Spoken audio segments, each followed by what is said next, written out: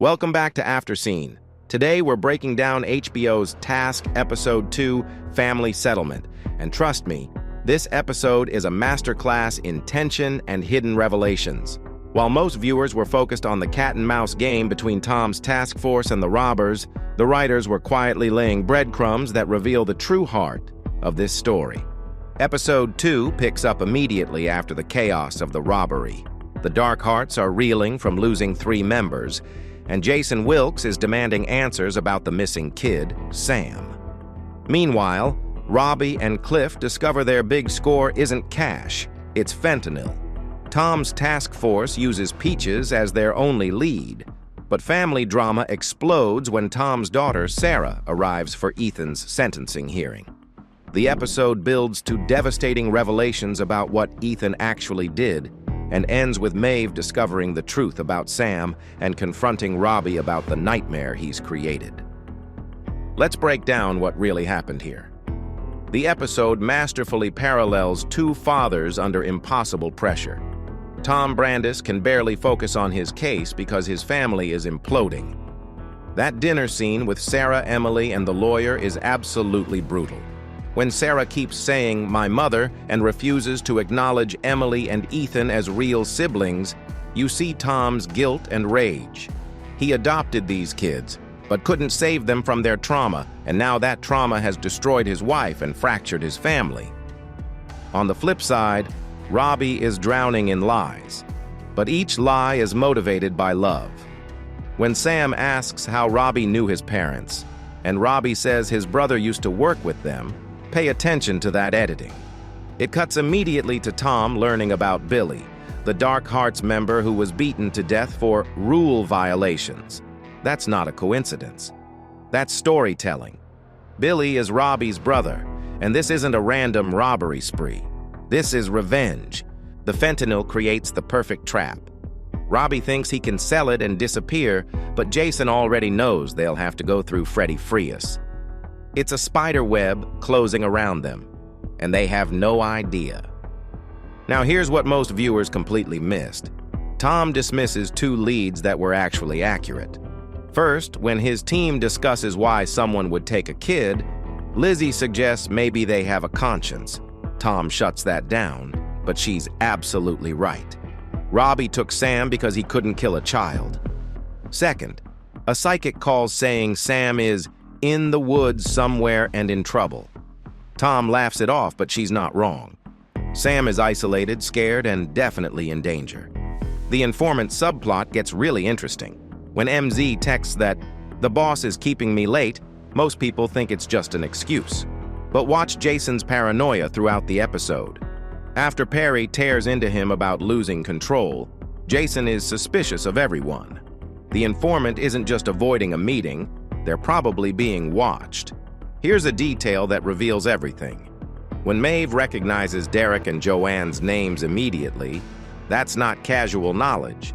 She knew them personally. This suggests the Dark Hearts have been terrorizing this community for years, touching more lives than we realized. Robbie isn't the only one with a score to settle. The family dinner scene is devastating because it finally reveals what Ethan did. He pushed Tom's wife down the stairs, breaking her neck and killing her. But the real tragedy is Sarah's rejection of her adopted siblings. When she says Emily isn't really her sister and Ethan isn't really her brother, Tom explodes because he sees his own failure. He brought these damaged kids into his home but couldn't heal their trauma, and now everyone is paying the price. Emily's decision to write the family statement isn't just mercy, it's survivor's guilt. She and Ethan share the bond of adoption and abandonment. She can't abandon him again, even knowing he might be dangerous.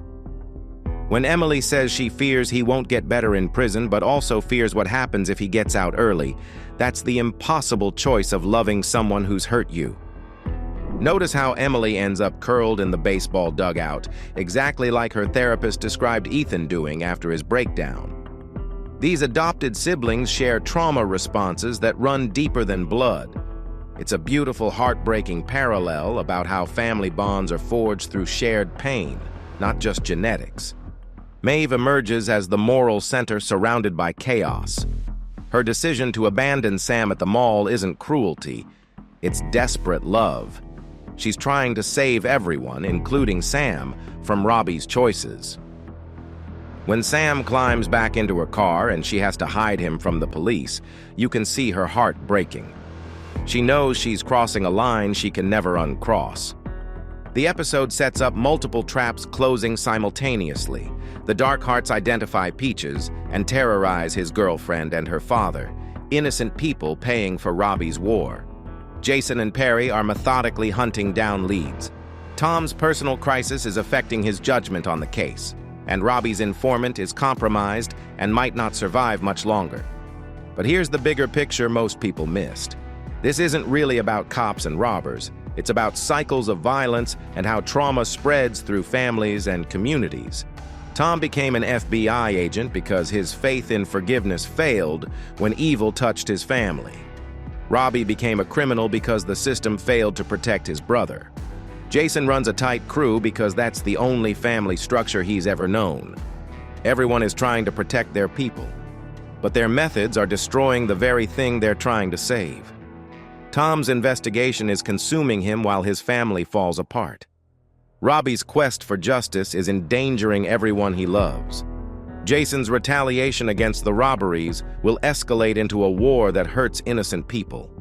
The episode ends with devastating questions. Maeve confronts Robbie with, "What have you done to us?" But the real question is deeper. In a world where everyone is protecting their family through violence, who deserves to survive? So is Robbie's vendetta justified if the Dark Hearts killed his brother? Tom talks about losing his faith, but what if his real crisis isn't about God, it's about justice? He became an FBI agent to fight evil, but now he's hunting someone who might be fighting the same evil that destroyed his family. And here's the connection everyone missed. Maeve knew Derek and Joanne personally, which means she probably knows more about the Dark Heart's impact on the community than she's letting on. Episode 2 sets up catastrophic consequences on every front. The fentanyl has to be moved, which means walking into Jason's trap. Tom's investigation will lead him to Robbie's door. The family statement will either free Ethan or condemn Emily for trying. And Sam, the innocent kid who just wanted to talk to animals, is about to become the key that unlocks everyone's destruction. The real genius of this episode is how it shows that every character thinks they're the hero of their own story. Tom is fighting crime. Robbie is avenging his brother. Jason is protecting his crew. Sarah is protecting her family from further trauma. Emily is trying to save her brother. Maeve is trying to save everyone. But sometimes good intentions create the worst outcomes. The road to hell, as they say, is paved with exactly these kinds of choices. What do you think? Is Billy really Robbie's dead brother, or is there more to that story? Drop your theories in the comments and don't forget to like and subscribe for weekly breakdowns.